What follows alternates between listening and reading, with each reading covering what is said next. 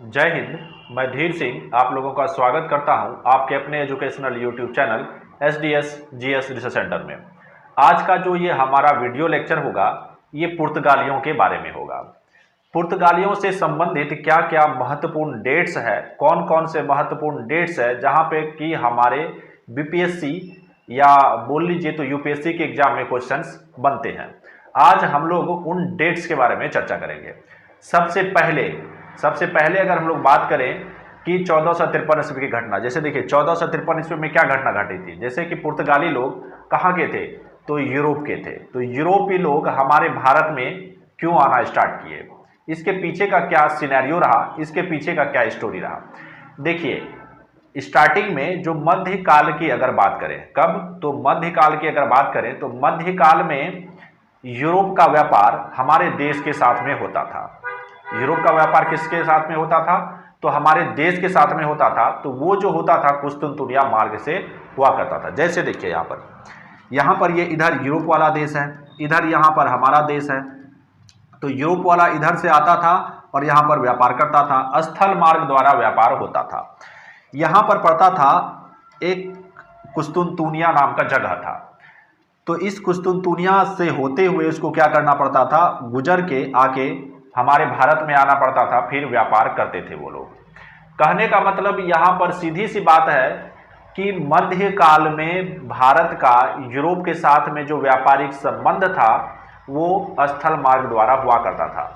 और ये जो मार्ग गुजरता था ये कुस्तुनतुनिया मार्ग से होकर गुजरता था।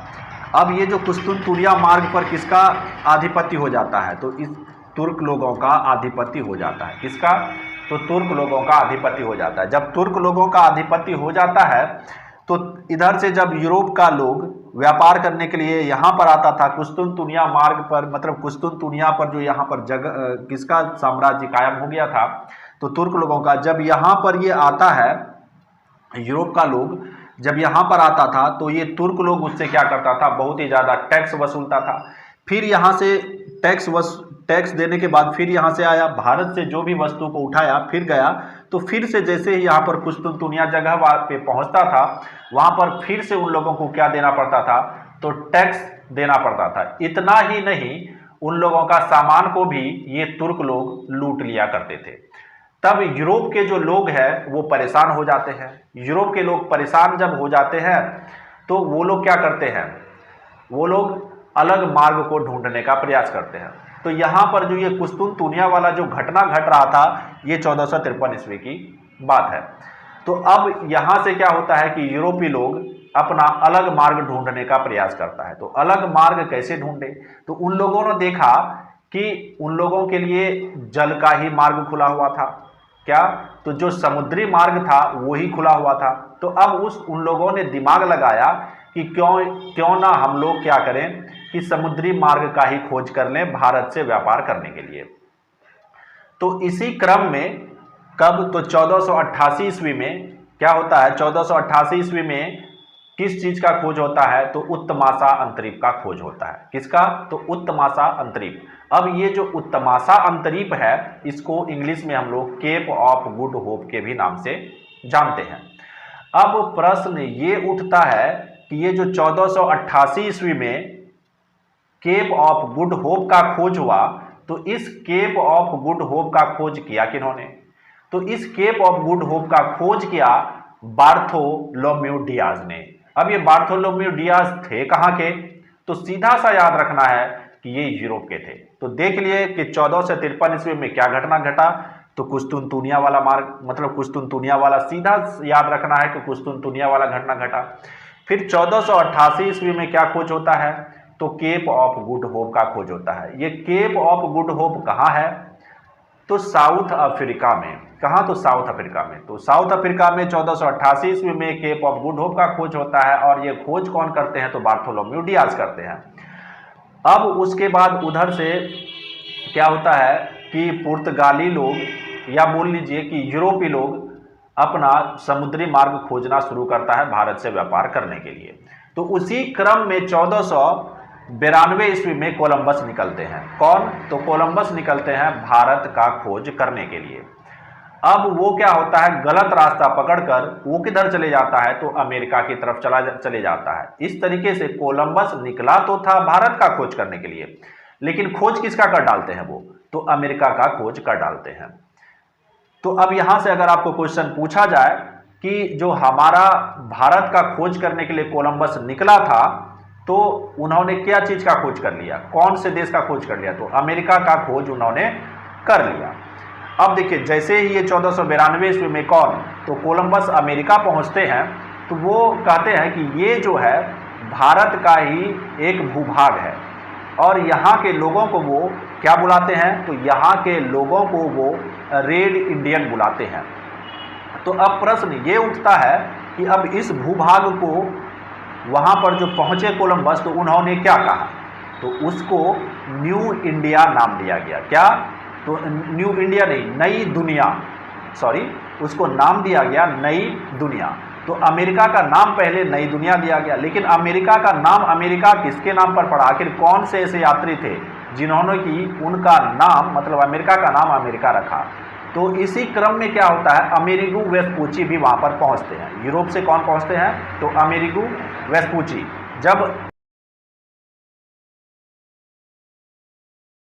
तो अमेरिगो वेस्पूची जब अमेरिका पहुंचते हैं, तो उन्होंने कहा कि नहीं, ये भारत का भूभाग नहीं है, ये एक अलग देश है। तो इसका नाम उन्होंने क्या रख दिया, तो अमेरिका। मतलब सीधा सा संबंध है कि अमेरिका का नाम अमेरिका किसके नाम पर पड़ा, तो अमेरिगो वेस्पूची। तो यहाँ पर ये 1492 का सिनेरियो से इतनी सारी घटनाएं आपको याद रखनी है। अब बात आती है 1498 ईस्वी में। तो 1498 ईस्वी में एक और यात्री जिसका कि नाम था वास्को डिगामा। अब ये वास्को डिगामा कहाँ आते हैं, तो वो साउथ अफ्रीका घूमने के लिए आते हैं। एक्चुअली में वो निकलते हैं भारत का खोज करने के लिए। तो सबसे पहले वो आते हैं साउथ अफ्रीका का केप ऑफ गुड होप में।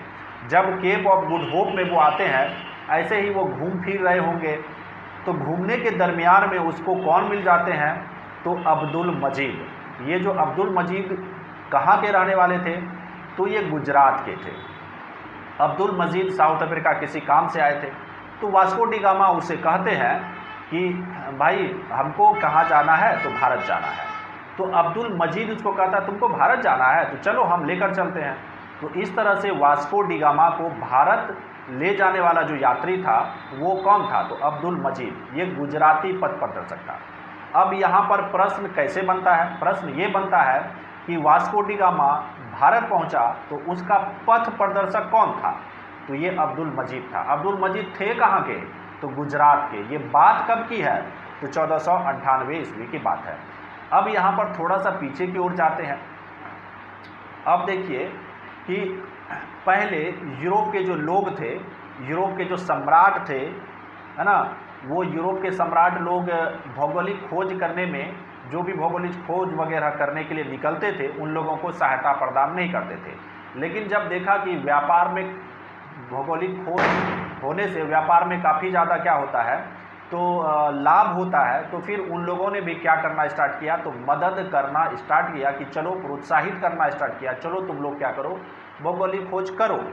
जब उन लोगों को उसके लाभ के बारे में बताया गया, तब वहाँ के स्पेन के एक राजा थे जिसका कि नाम था, तो इस भौगोलिक खोज में जो सहायता प्रदान किया वो थे पुर्तगाल के राजकुमार हेनरी द नेविगेटर, और स्पेन की एक महारानी थी जिसका नाम था इसाबेला।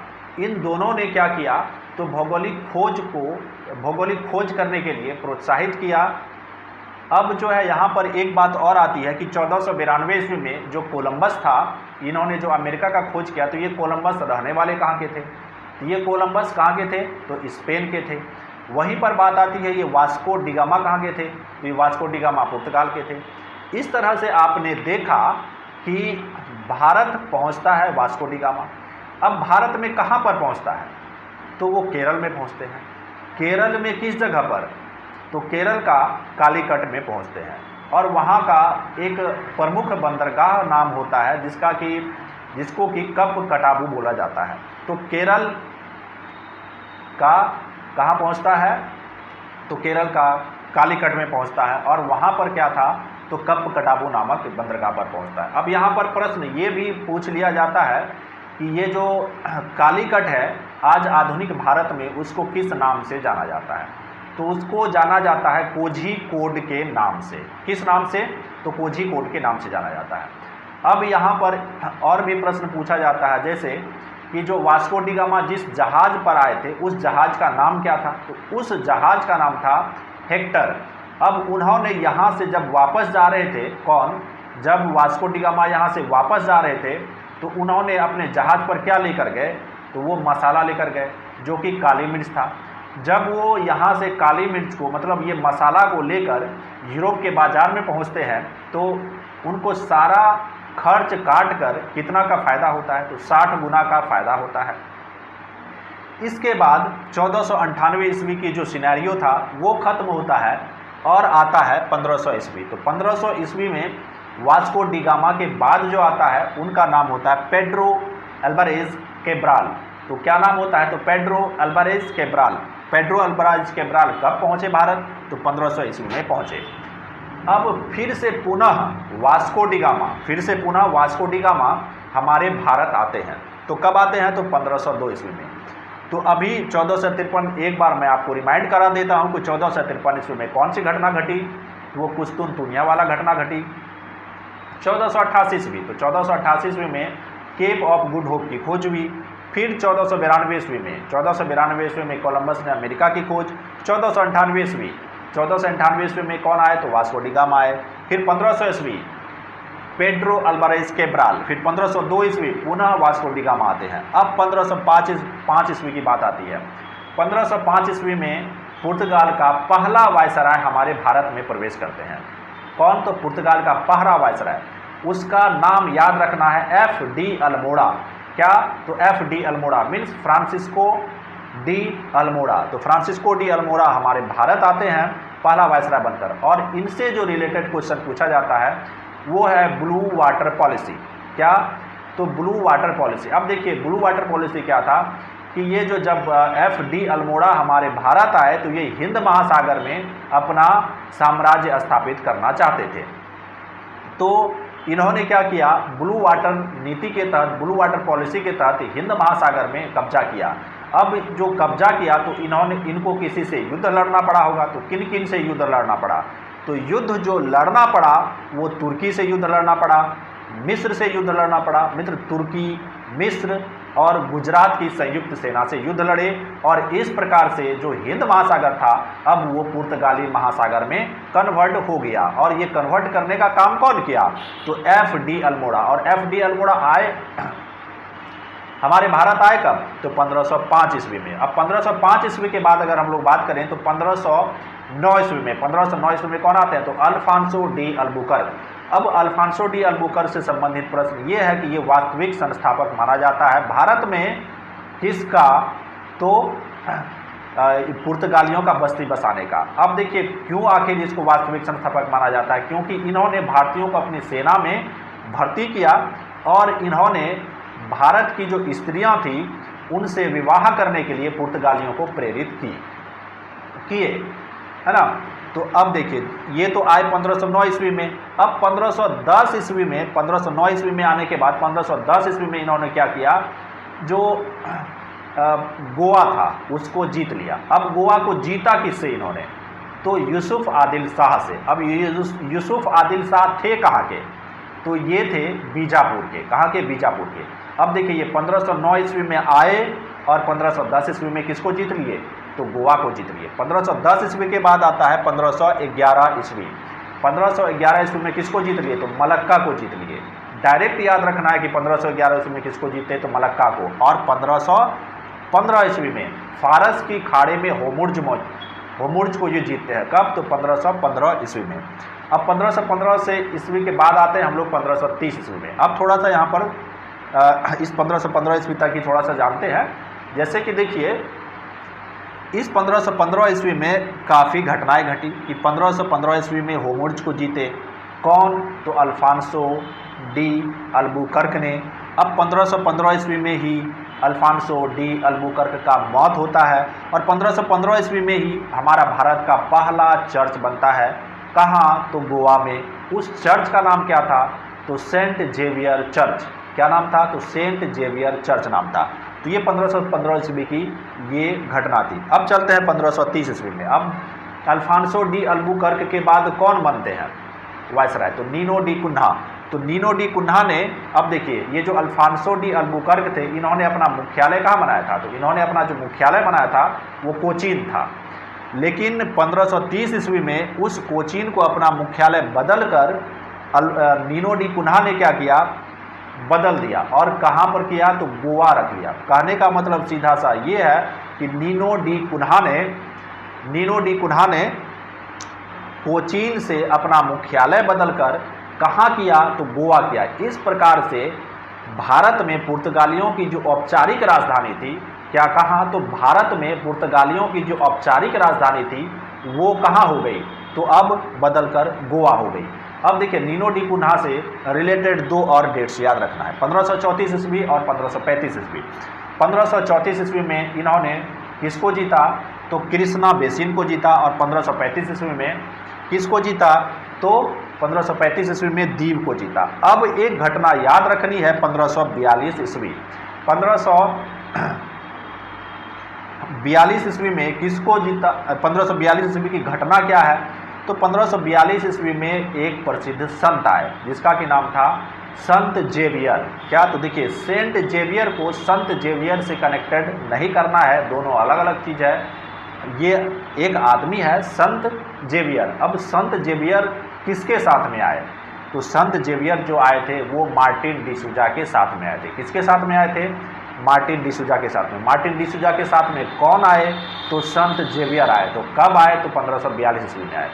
अब यहाँ पर प्रश्न पुर्तगालियों से ये भी पूछा जाता है कि कार्टेज आर्मेडा काफिला पद्धति, मतलब कार्टेज आर्मेडा काफिला सिस्टम।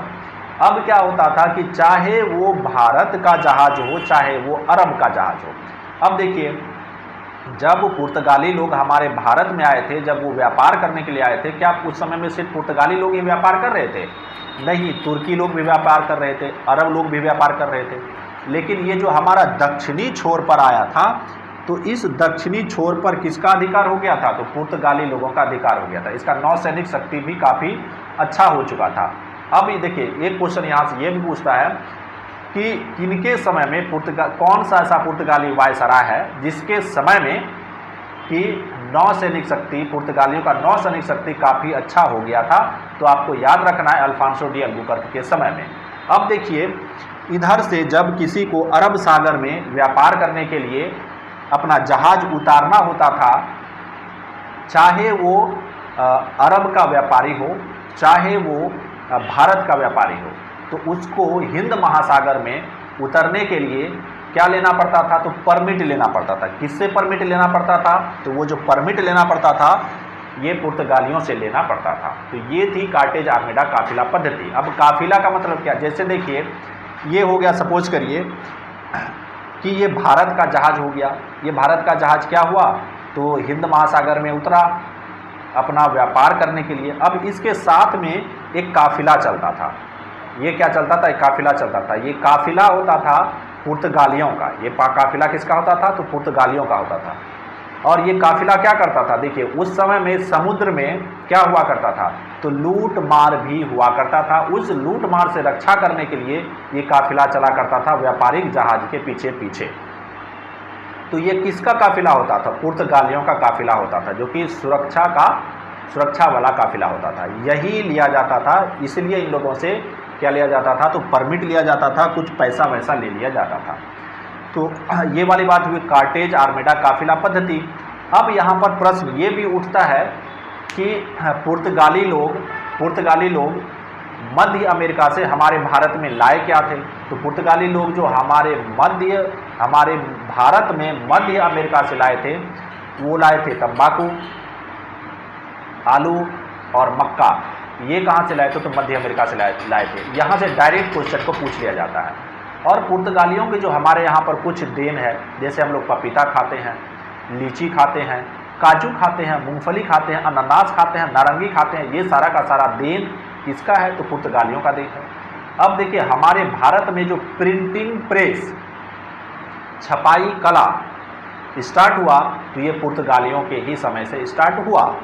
और गोथिक स्थापत्य कला, यहाँ से भी प्रश्न उठता है कि गोथिक स्थापत्य कला। अब देखिए जैसे कोई पत्थर है, उस पत्थर पे छेदी हथौड़ी से छेद कर करके उस पर मूर्ति बना जो दिया जाता है, उसी को बोला जाता है गोथिक स्थापत्य कला। इस गोथिक स्थापत्य कला का जो प्रारंभ हुआ हमारे भारत में, तो इसके पीछे किनका हाथ रहा? तो इसके पीछे जो हाथ रहा वो पुर्तगालियों का ही था। तो इस तरह से हम लोगों ने देखा प्रिंटिंग प्रेस वाली बात, तंबाकू की खेती हमारे देश में शुरू करवाया, फिर गोथिक स्थापत्य कला। तो मैं आशा करता हूं कि आपको ये वाला टॉपिक अच्छे तरीके से समझ में आ गया होगा। तो आज के लिए बस इतना ही। ये हमारा हिस्ट्री लेक्चर को आज हम यहीं पर विराम देते हैं। मिलते हैं अगले वीडियो में, तब तक के लिए जय हिंद।